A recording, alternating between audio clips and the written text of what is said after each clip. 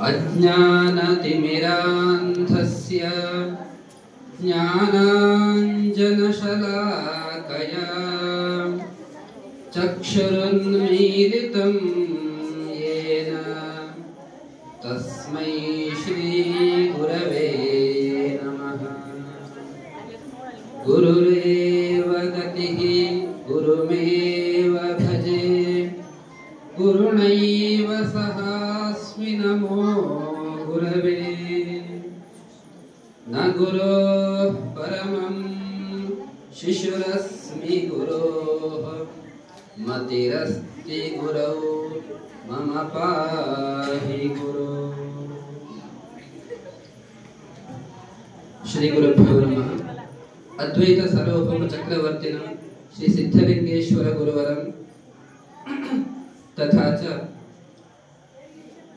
मम भाग्यविधातारं श्री दुण्डेश्वर यतिवरं मनसा शिरसा साष्टांगम् अभिवन्द्य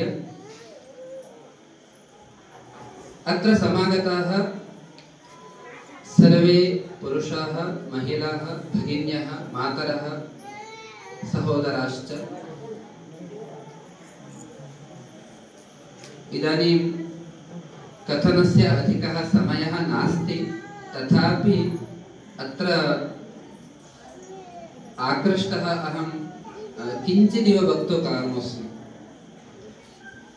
आरम्भे एकां कथां श्रावयामि, एकाम् अन्तेपि एकां कथां श्रावयामि। मध्ये किं भवति इति अहं न जाने, गुरोः आशीर्वादः यथा भवति तथा भवति। कश्चन ग्रामः, नन्देश्वरः एव कश्चन ग्रामः अस्ति। तत्र अनेकानि गृहाणि सन्ति। तत्र एकं गृहं, तस्मिन् गृहे काचित् माता अस्ति, कश्चन पुत्रः अस्ति।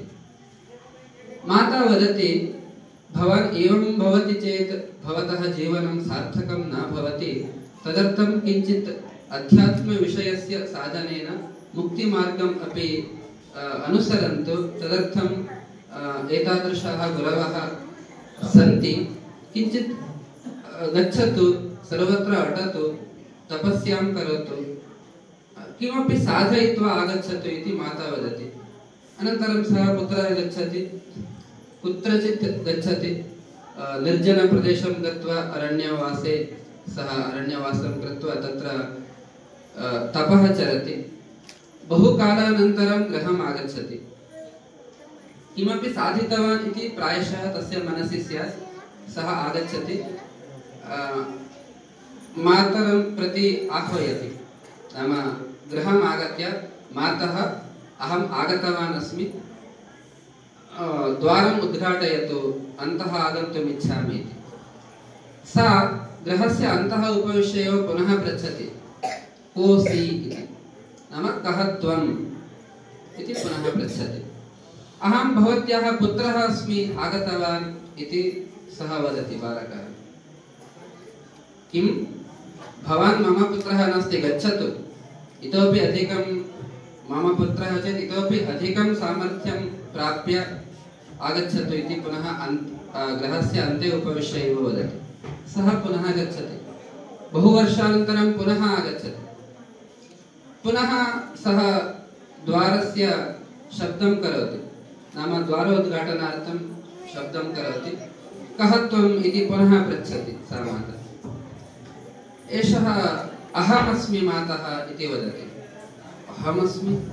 ओ, एषः मम पुत्रः नास्ति, गच्छतु भवान्, अनन्तरम् आगच्छतु, साधयित्वा आगच्छतु इति पुनः वदति। पुनः सः दुःखेन गच्छति, ओ, इतोपि मम तादृशं ज्ञानं न प्राप्तं स्यात् इति मत्वा सः पुनः गच्छति। पुनः बहूनि वर्षाणि तपः आचरित्वा पुनः आगच्छति गृहम्। पुनः द्वारस्य शब्दं करोति, द्वारोद्घाटनार्थं। मातः द्वारोद्घाटनं करोतु इति। अनन्तरं पुनः अन्ते उपविश्य सा माता पृच्छति, कः त्वं, कोऽसि इति। त्वमेवास्मि इति सः वदति, बालकः। तदा आनन्देन सा आगत्य द्वारोद्घाटनं करोति। अत्र अंशद्वयम् अस्ति। मम कथायाः कथनस्य अंशद्वयम् अस्ति। एकं तु अध्यात्मविषयः, अपरं तु संस्कृतविषयः।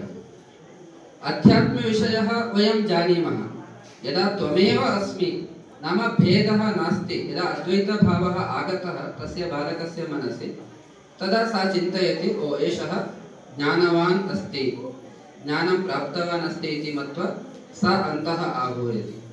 नाम एकः अंशः अध्यात्मविषयः। इदानीं यथा गुरवः वदन्तः भवन्ति सर्वदा, तथैव वयं सर्वे ब्रह्मस्वरूपाः इति। नाम माता अन्या नास्ति, पुत्रः अन्यः नास्ति, एकः एव इति भावः, एकः अंशः।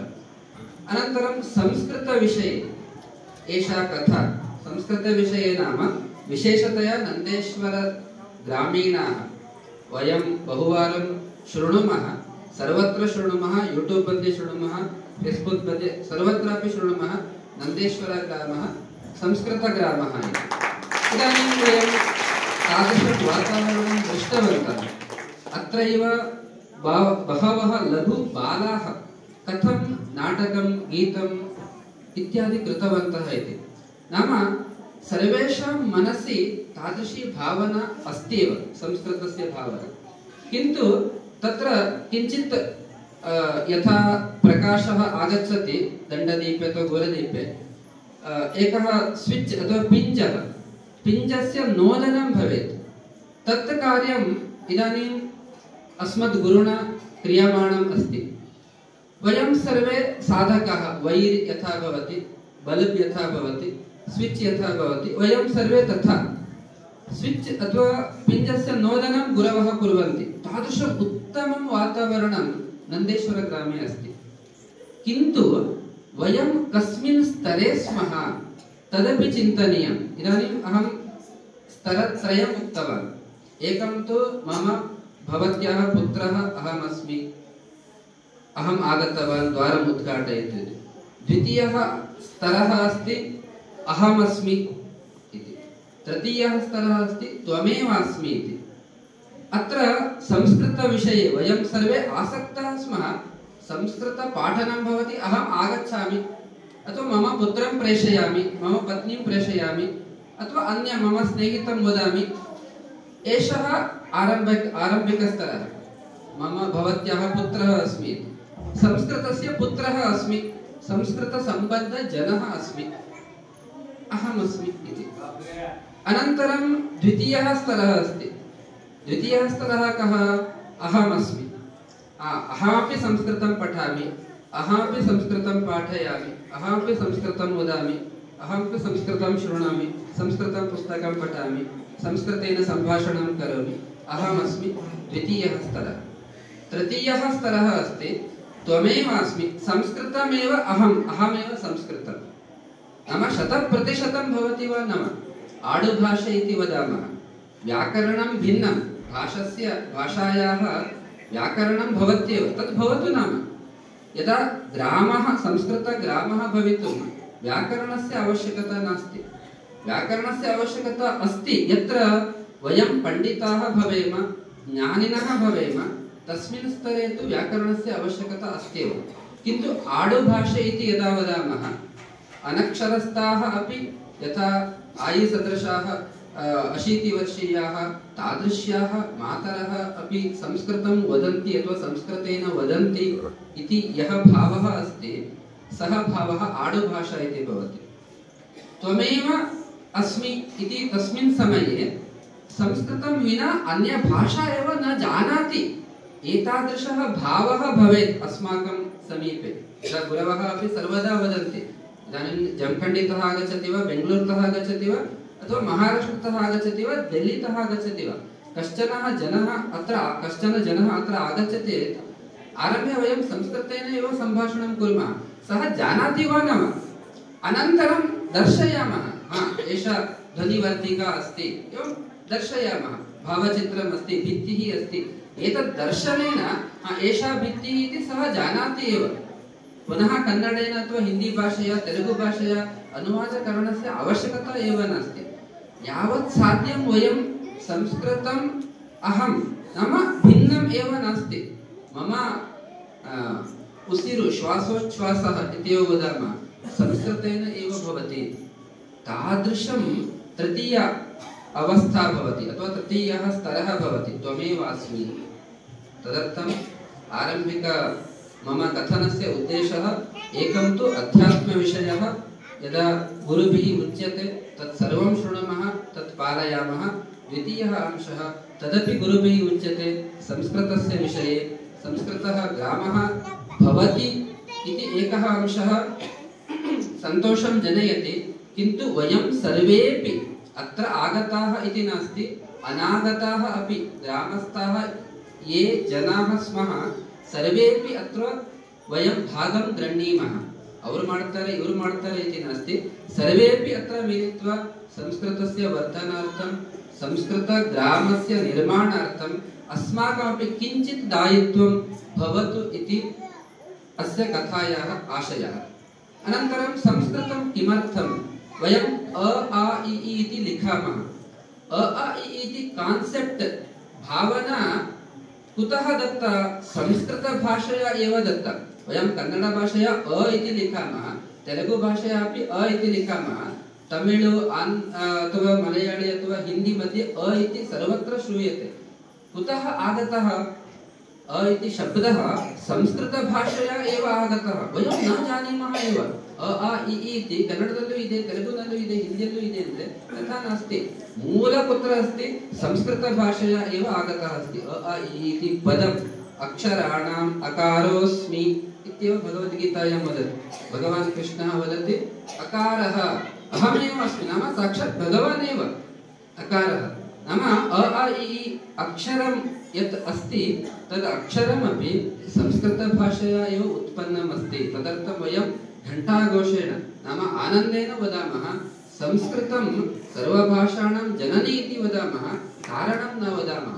अದಿಂದ ಶುರುವಾಗಿದ್ದೇ ಸಂಸ್ಕೃತ, ಎಲ್ಲ ಭಾಷೆಯಲ್ಲೂ ಬಳಸ್ತೀವಿ, ಸಂಸ್ಕೃತ ಭಾಷಾಯಾಮ್ अपि वयं संस्कृत अकारस्य उपयोगं कुर्मः अथवा अ आ इ वर्णमालायाः उपयोगं कुर्मः इति एकः अंशः।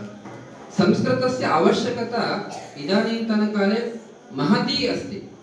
यत् वदामः इदानीम् अस्माकं भारतदेशस्य प्रधानमन्त्रिणा अपि प्रत्येकस्मिन् भाषणे संस्कृतस्य संस्कृतवाक्यानाम् उच्चारणं कुर्वन्ति। यतोहि संस्कृते तादृशी शक्तिः अस्ति।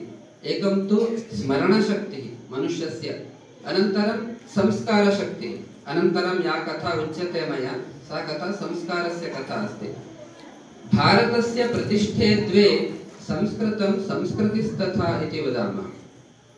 भारतस्य प्रतिष्ठात्मकः विषयः प्रथमं तु संस्कृतभाषा, द्वितीयः अंशः भारतीय संस्कृतिः।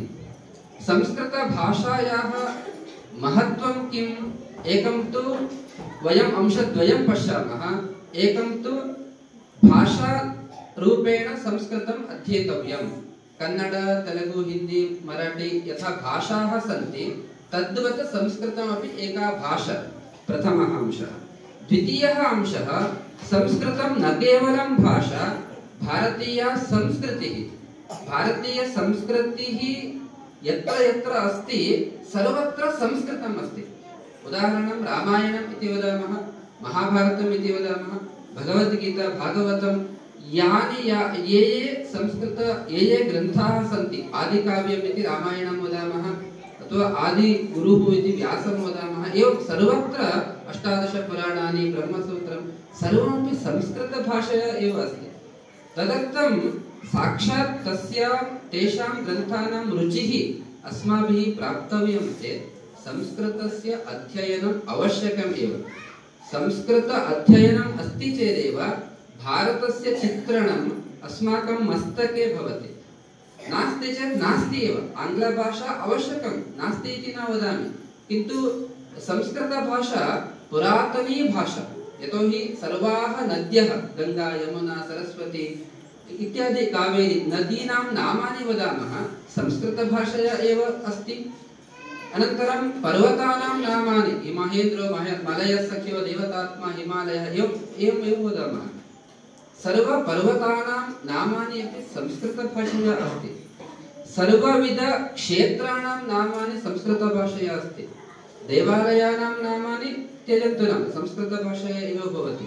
अस्मासु यानि यानि नामानि स्थाप्यन्ते नाम नाम्ना आहूयन्ते सर्वनामानि अपि संस्कृतभाषया एव भवन्ति। एवं संस्कृतस्य स्थानं यत्र नास्ति इति प्रश्नः करणीयः। आङ्ग्लभाषया व्यवहारः भवतु नाम, किन्तु अस्माकं या संस्कृतिः अस्ति संस्कृताधारिता अस्ति। तदर्थम् अस्माकम् अवगन्तव्यम्, अस्मान् अवगन्तव्यम् अथवा भारतम् अवगन्तव्यम्, भारतस्य ज्ञानं भवेत् इति चेत् संस्कृतस्य अध्ययनम् अनिवार्यम्।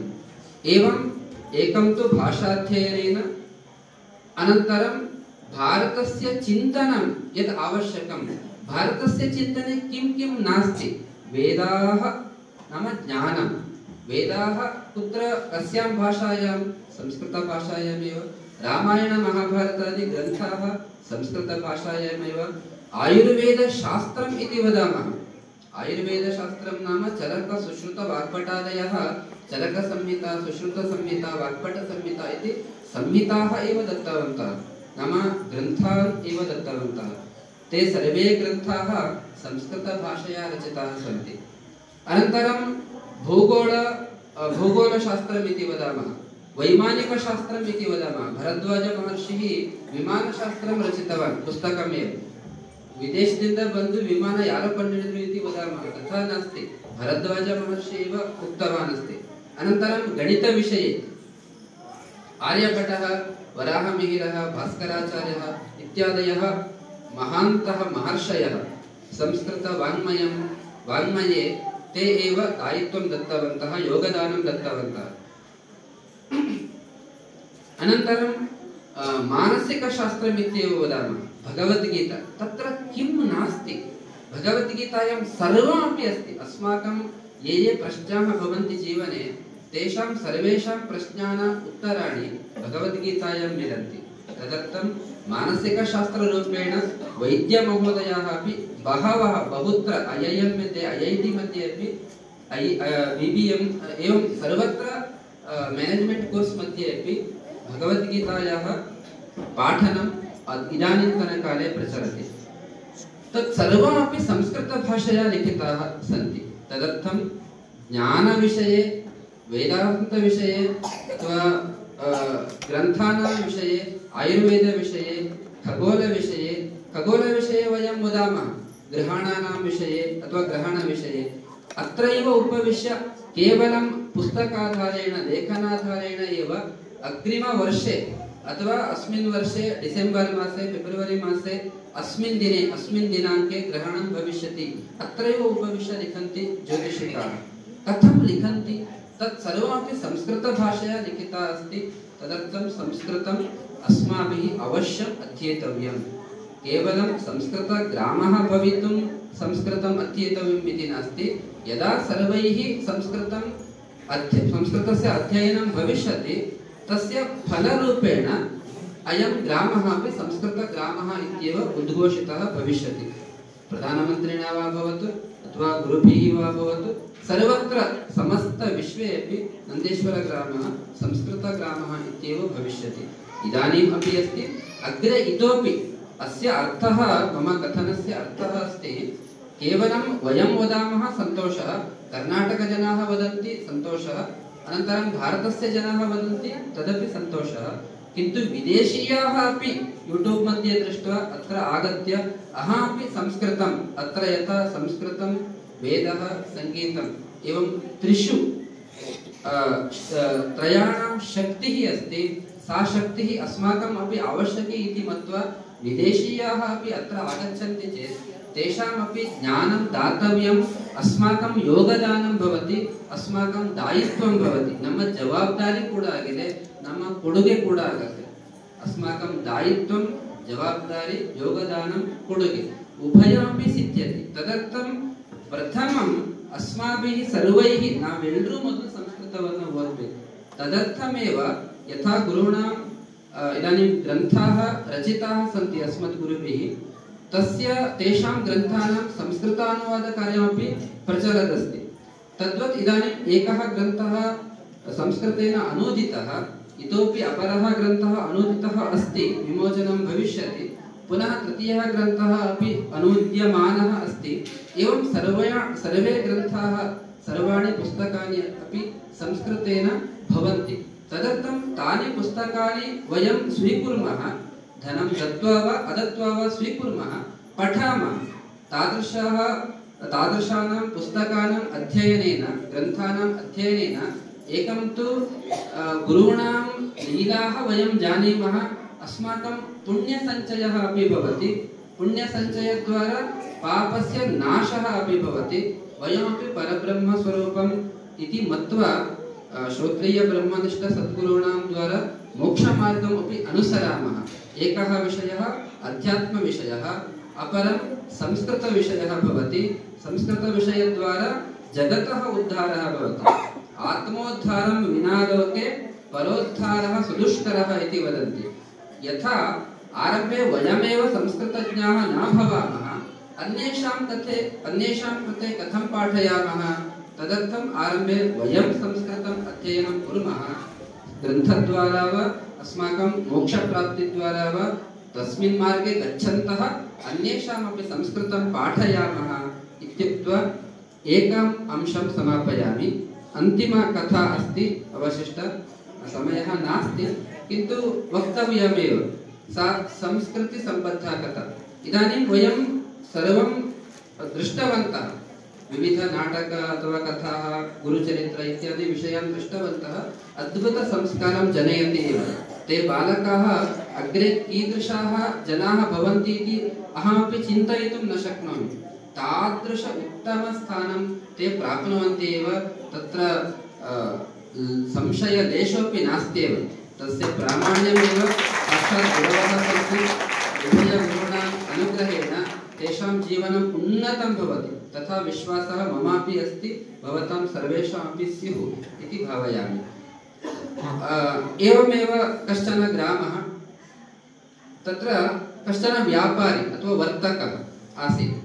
सः प्रतिदिनं तस्य औषधालयं, नाम मेडिकल् तस्य आफीस् अस्ति अथवा औषधालयः अस्ति, औषधालये सः औषधव्यापारं करोति।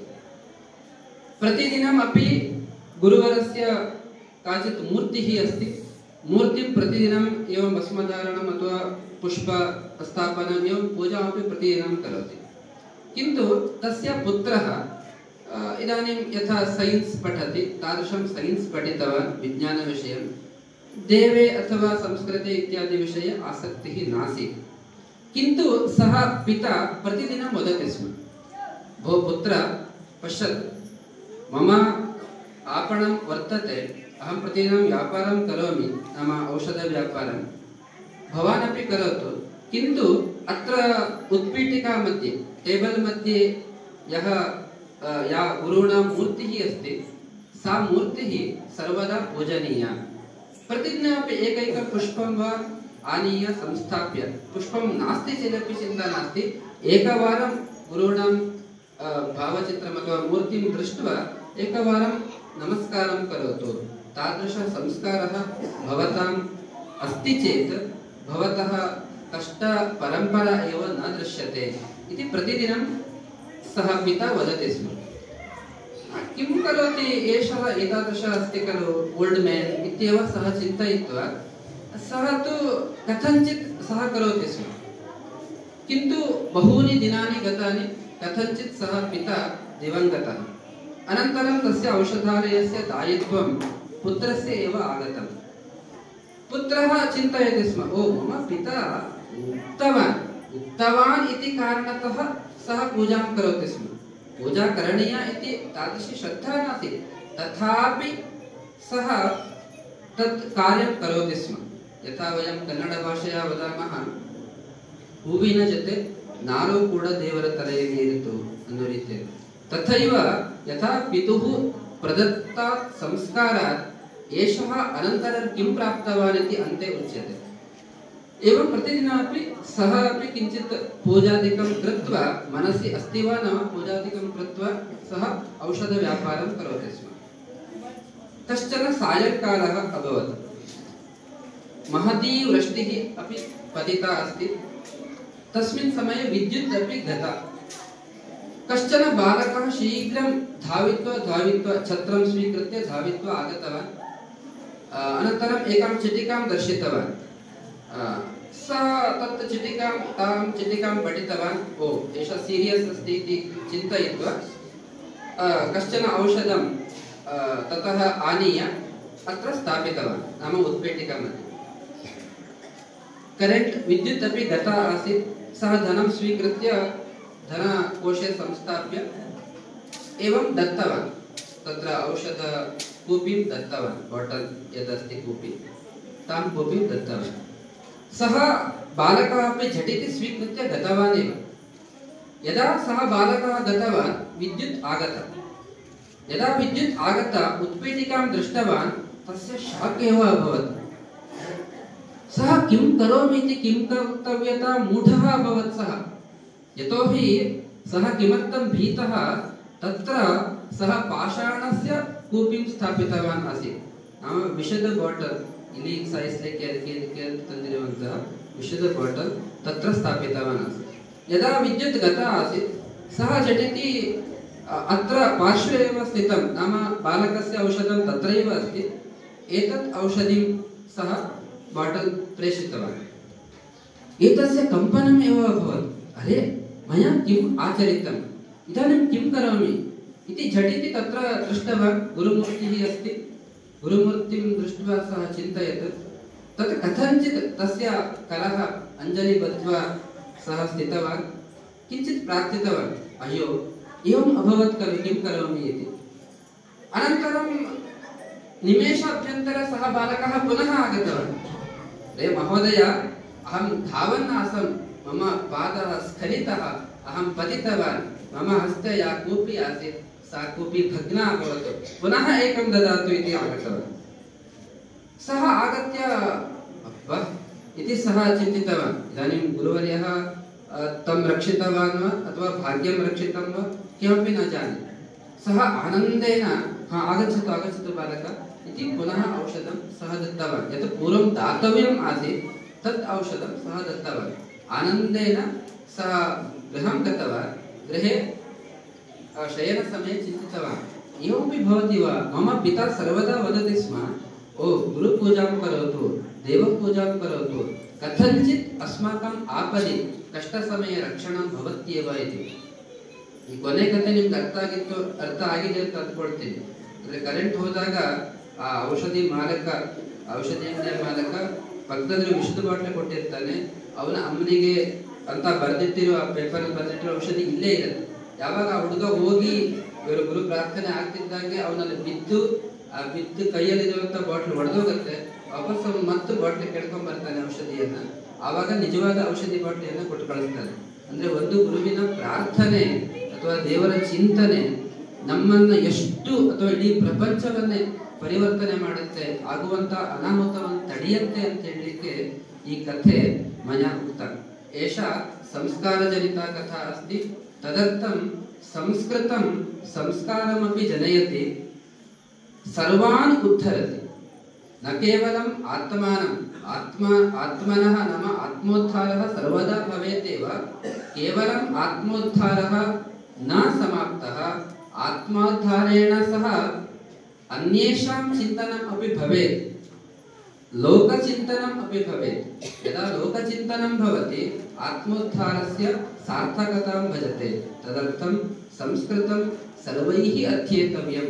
ನಾವೆಲ್ಲರೂ ಕೂಡ ಸಂಸ್ಕೃತ ಓದ್ತಾ ಇದ್ದೀವಿ, ಕೇಳ್ತಾ ಇದ್ದೀವಿ ಅನ್ನೋದು ಬೇಡ.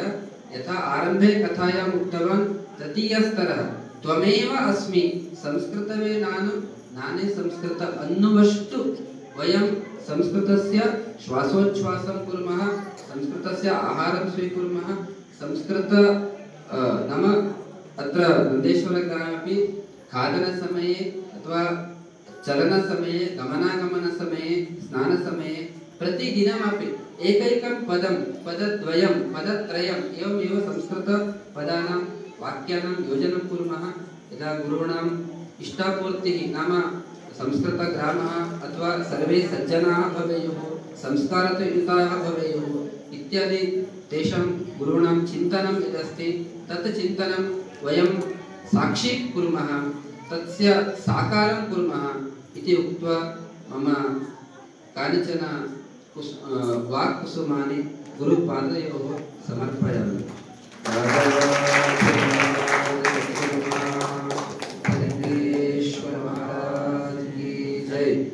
राजा